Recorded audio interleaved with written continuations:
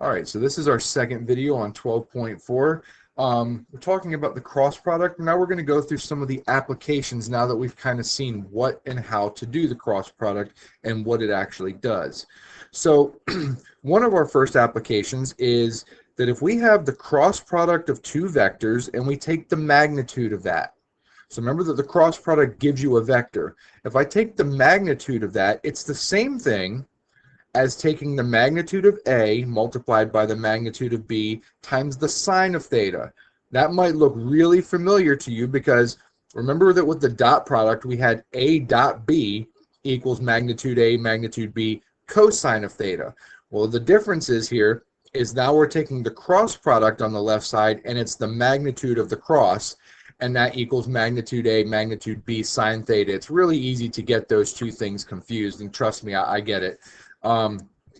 Just going to have to do your best to understand what it is with the meaning.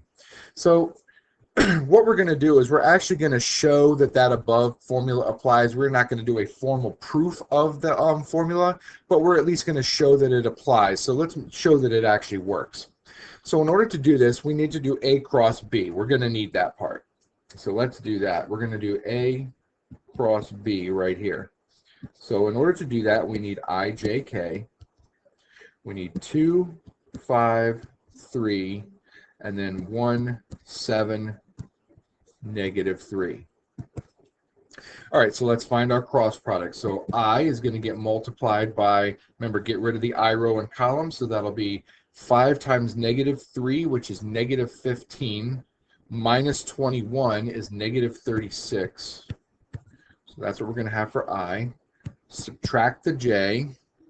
And then eliminating the J row and column is going to give us, let's see, what is that going to be? -6 minus 3, so that's -9. And then for the K row and column, it's going to give us 14 minus 5, so that's 9. So it looks like our vector is going to be -36, +9, +9. Okay, that's A cross B. According to this, we need the magnitude of that. So let's do the magnitude of A cross B. Well, that's just going to be the square root of -36 squared plus 9 squared plus 9 squared. That's going to be a big number. Not something I would want you guys to try and do in your head, although if you want to, go for it. This is going to end up giving us the square root of 1458. Okay, according to our formula above, we're also going to need the magnitude of A. We're going to need the magnitude of B. So let's find out what those are. So the magnitude of A is going to be, let's see, we got to do all the squares of A. So that's going to be 4 plus 25 is 9. Sorry, it's 29 plus 9 is 38. So that's going to be the square root of 38. And the magnitude of B is going to be squaring all those pieces. It's going to be 1 plus 49 is 50 plus 9 is 59. So the square root of 59. All right, so now in order to figure this out, we need to plug that stuff into our formula, but we're missing the angle in between. We're missing the theta. So we're going to be able to plug everything in except for that for now. So let's see. Square root of 1458, we're actually going to go ahead and write it as that for right now. We'll figure out what that is in a second. It's going to be the square root of 38 times the square root of 59 times the sine of the angle in between. And we don't have that yet, but we need to find the angle in between so that we can actually verify that this is a true statement. So let's go ahead and find the angle in between. Well, we know that we can do that because we do have two vectors. We can find the angle using, as I mentioned before, A dot B equals magnitude A, magnitude B, cosine of the angle in between. So let's go ahead and find that angle. Now, obviously, we could have used this to find the angle in the cross product part of it, but we're trying to show that it actually works. So we can't like find the angle and then plug the angle back in and say, oh, look, it works. So we're going to do it by finding the angle using the dot product method. So A dot B, so dotting A with B is going to be 2 plus 35 is 37 minus 9 is 28. So we get 28 from the dot product. We've already found the magnitudes of A and B, so that's root 38 times root 59. Cosine of the angle in between. So to find the angle, we're going to divide both sides by the square roots and then take the inverse cosine. So it'll be the inverse cosine of 28 divided by root 38 times root 59. You could definitely multiply those together if you wanted to, just to make it easier. We are going to get, and we are going to do this one in degrees. This is going to be approximately 53.75. Make sure you plug everything into your calculator correctly. 53.75 degrees. So then if I were to plug 53.75, because that is the angle in between, in here, what you should find is that if you actually plug the square root of 1458 in your calculator, you get approximately 38.184. And then if you do the right side of this thing, square root of 38 times square root of 59 times the sine of 53.75, you get approximately 38.184. So it actually does work out. So again, this is not a formal proof that that equation above works. It's just showing that it did work for our specific example, and it will work. I'm just not going to walk through the formal proof on this one. All right, so again, that's not a formal proof. You can actually look it up if you want to, but it does lend to the following application, and this is a very important application here. So if we were to take two vectors, go ahead and draw you guys out two vectors here.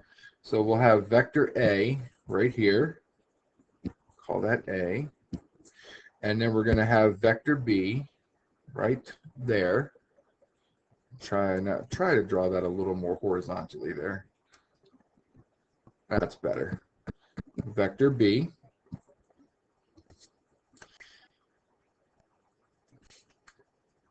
If I want to take those two vectors right there, and I want to do them in a different way. Remember, you can shift a vector anywhere you want to. So I could technically put vector B, instead of attaching the two tails, I could put vector B at the tip of vector A, and it would look like that. Okay, that's the same thing as vector B. I could also do the same thing with vector A. I could take vector A and put it at the end of vector B instead. So I'm dotting these because this is not the actual placement.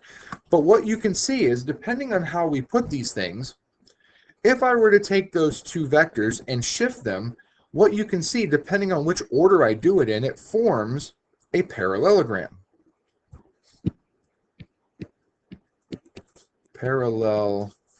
I think it's O-gram. I always mess that up. It might be O-gram with an A. I don't remember. But it forms a parallelogram. Okay, so why is that important? Well, if I want to find the area of a parallelogram, you may or may not remember this, but the area of a parallelogram is really the same thing as the area of a box or a rectangle. It's just base times height. Well, let's see. We can actually find the base. That's easy. That's B. But remember that in this case, B on the left-hand side is a vector, so we really need its magnitude. So what we need is the magnitude of vector B. That's the base. The question is, how do we find the height? If it was a rectangle, this would be really easy because the height is just one of the sides. The height here is not vector A because that's slanted. We don't measure a height of something at an angle. That doesn't make sense. You measure it at, well, it's not true. You do measure it at an angle. It's instead of right angle. You measure it from the bottom straight to the top. So if I want to find the height is going to be measured perpendicular to the base. And the nice thing about that is it creates a right triangle on the left. So this is going to represent our height. Here is the angle in between. So using our basic trig, we know that the sine of theta is the opposite over the hypotenuse. And the opposite here is h. And the hypotenuse is actually, it's the magnitude of a because it's got to be a length. And then if I want to solve for the height, because that's what we need really for our parallelogram idea on the right-hand side, the height, if I solve for the height on the left equation over here, I'm going to multiply both sides by magnitude a. So what I get is that the height equals the magnitude of a sine of theta. Well, that's going to transfer over here. So the height is the magnitude of a sine of theta. That is the area of a parallelogram. But if you remember, and this is just from right what we did above, the magnitude of a, magnitude of b, or in this case, magnitude of b, magnitude a, sine theta, is the same thing as the cross product magnitude.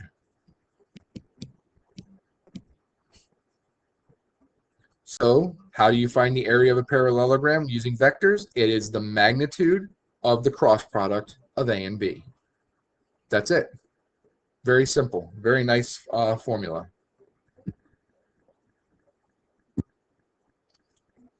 All right.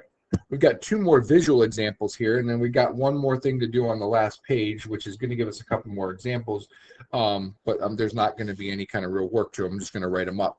Okay, so in this one, let the vector a equal 1, 2. Let the vector b be 4, 0. Find the area of the parallelogram and show in both 2 and 3 dimensions and define how are they related. How they are related, excuse me. So first of all, in 2 dimensions, this won't be too difficult. We're going to sketch the vectors.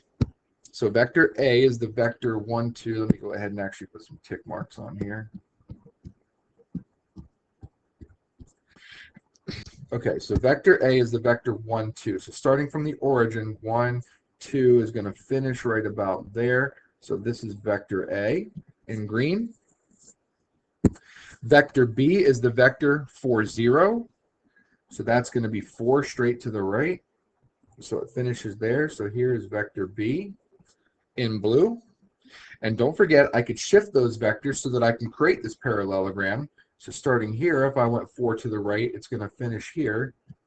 So that would be if we did it that way. And then if we put from the end of vector B, the vector 1, 2, it would end right there.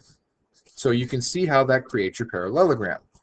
Well, in this case, this is actually really simple to do because the base of this thing is 4. That's pretty easy to see because the base is literally sitting on the x-axis. Very easy for us to count that amount of spaces.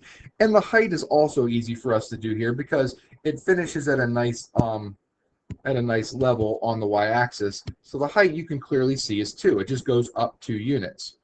So the area, because the area of a parallelogram is base times height, is 4 times 2, which is 8. Okay, very easy for us to do in 2 dimensions. If we want to do this in 3 dimensions, it's going to be a little bit different. So first of all, let's go ahead and sketch that in 3 dimensions.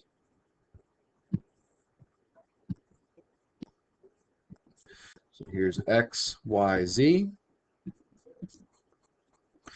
Again, I'll put some tick marks on here. 1, 2, 3, 4, 5. 1, 2, 3, 4, 5. I don't really need to put any on the z-axis because this thing has no height. It is literally sitting on the x and y plane. So the problem with that is if I sketch the vectors, so let's go ahead and do that. I'm going to go ahead and sketch the vectors. So I know that the blue one, or B, it goes right along here and stops there. The green one is 1, 2, so it's going to come out to approximately right there. And then if I did it from the end of the blue, 1, 2, it's going to end like right there. And then I can create my parallelogram, something like that. So what you can see is that this thing is sitting flat on the XY plane. In order to actually do this using our 3-dimensional property that we had before, you have to actually create a 3-dimensional vector, because right now they're given as 2-dimensional vectors. So we actually have to call A here. No, that's B.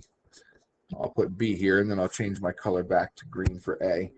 So A has to be the vector, in this case, 1, 2, 0, because it has no Z part to it. And then likewise, B is going to be the same thing, 4, 0, 0. There is no way to do the cross product without having it in 3D, so they must exist in 3D.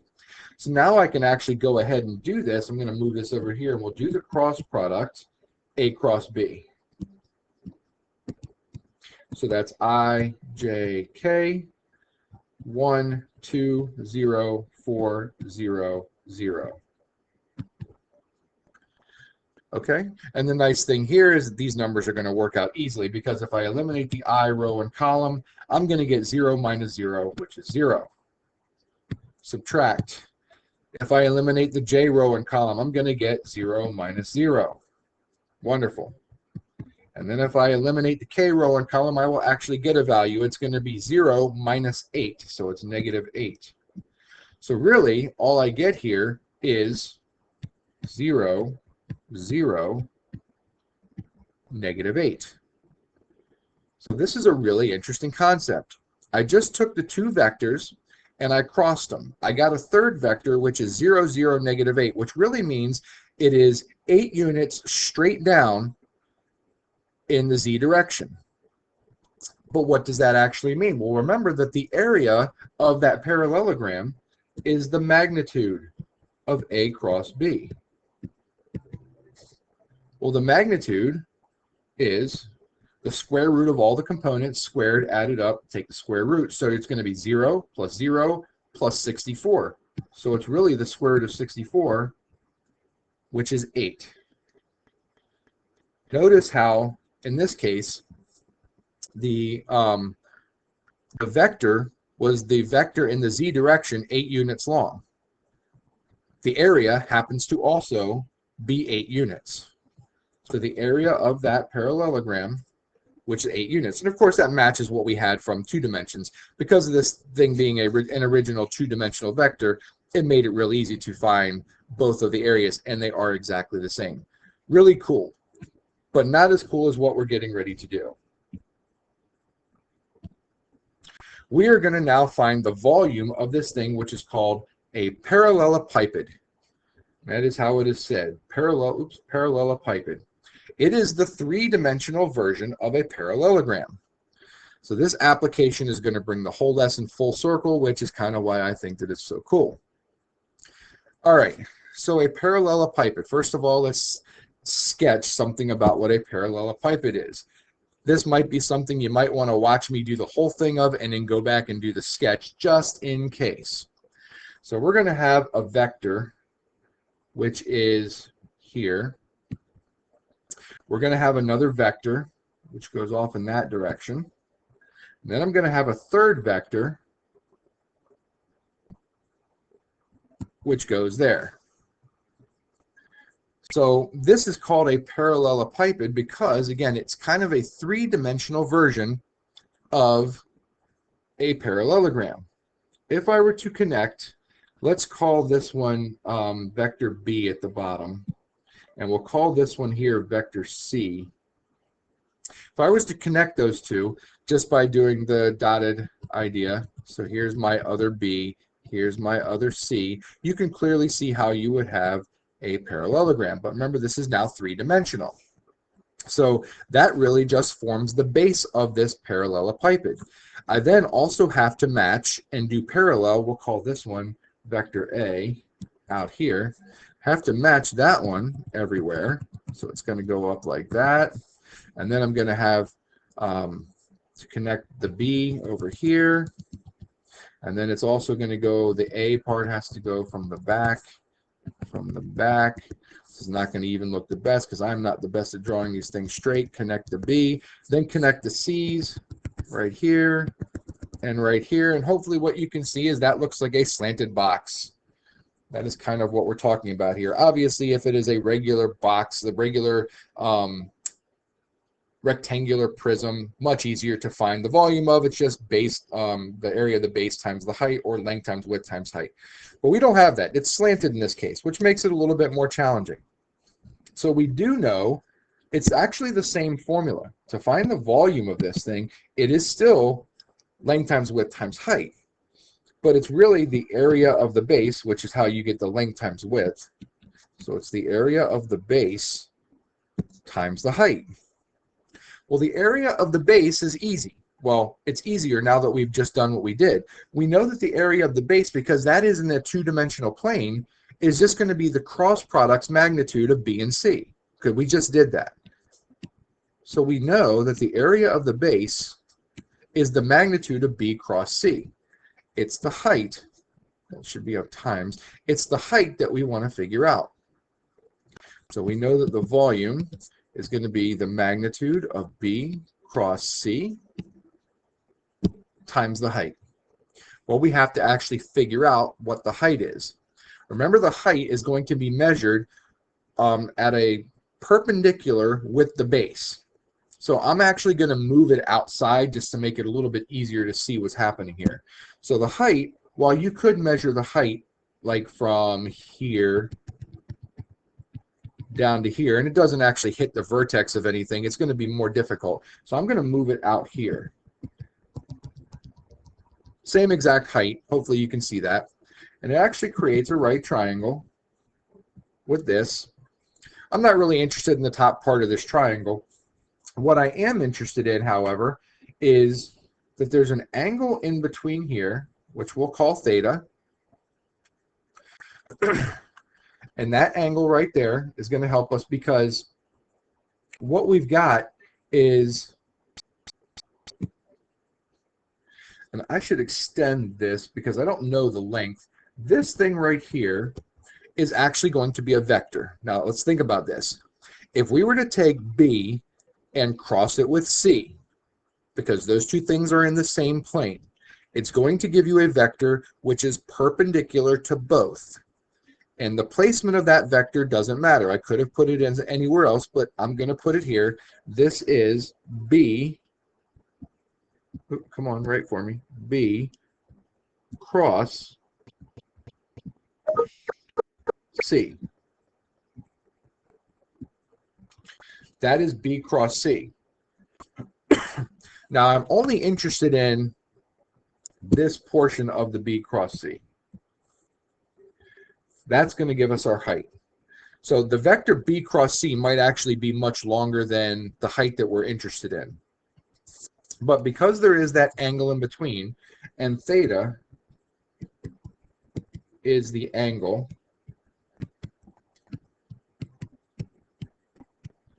between the vectors A and B cross C, because that will give you a vector, we can use that part of the triangle to be able to figure this out.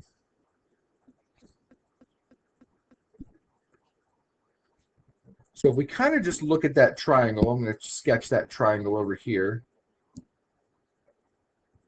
This is that triangular piece above that we've just created. If I were to find the magnitude of A, that gives me the length of that piece right there. I know that I've got an angle in between. And I also know that the cosine of that angle is, in this case, the adjacent, but the adjacent is the height that we're looking for over the hypotenuse, magnitude of A.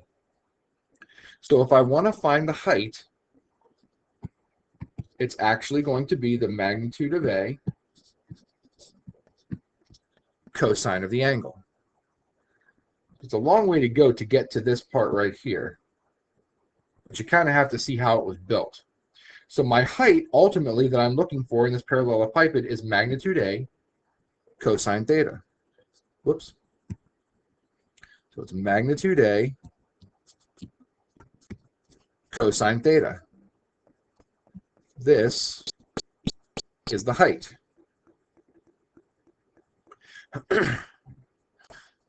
So what I've really got here is a magnitude times the cosine of theta. Well, that is the dot product.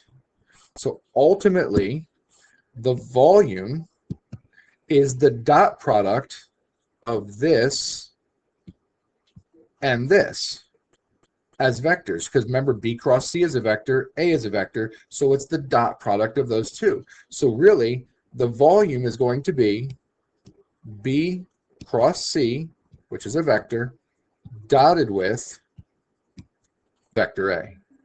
And then we take the magnitude of that because the volume can't be negative, and sometimes when you do the cross product and then you dot it with another vector, you get a negative. So you take the magnitude of that just to make sure that it is positive. This is what is called the triple scalar product. And it's called a triple scalar product because you're doing a triple product or using three vectors to get a product, and the result will be a scalar. It will be a number because it's representing the volume.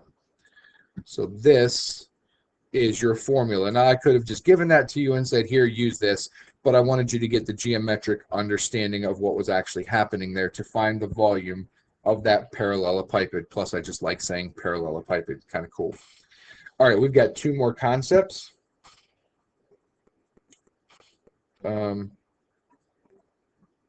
What happened?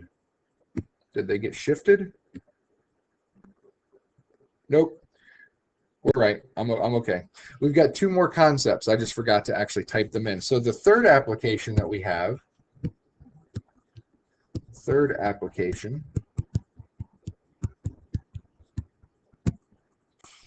says that if we take this magnitude A, magnitude B, cross them and take the, it's vector A cross vector B, take the magnitude, that equals magnitude A, magnitude B, sine of theta. That's what we started with today. If the left side of this equation equals 0, well, then that tells you something about the sign. Because remember that the magnitude A and magnitude B have to be positive values because they are lengths. If that is the case, then that tells you that the sine of theta has to have equaled 0. So if you take two vectors and you take the cross product, and that cross product's magnitude is 0, then that tells you that the sine has to be 0. And there's only two places within a unit circle that the sine is 0. That's if theta is 0. It is supposed to be a 0. Or 180 degrees. Now think about that. If something is at an angle of 0 or 180 degrees, either they're going in exactly the same direction or they're going in exactly the opposite direction, one way or the other. That means that A is parallel to B. The vectors are parallel to each other. So again, if the cross product's magnitude on the left gives you 0, that means that the vectors are parallel. Okay, one more application.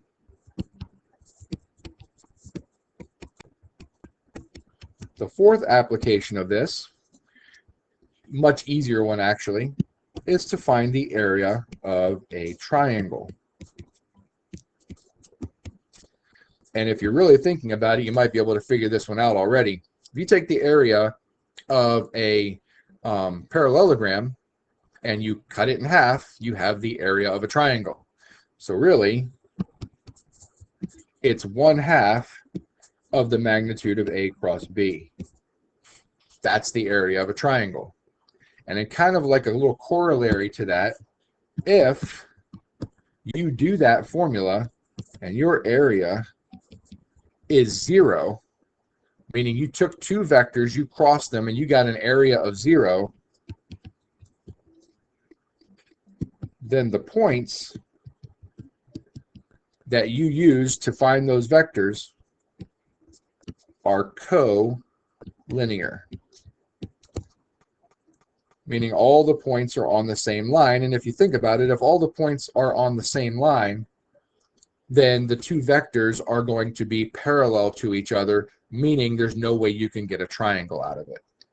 So if the area of finding the triangle, which is just half of an area of a parallelogram, is 0, then all the points that you were given, or all points on those vectors, are on the same line. Okay, that's plenty enough. We're just about 30 minutes. That should be good enough.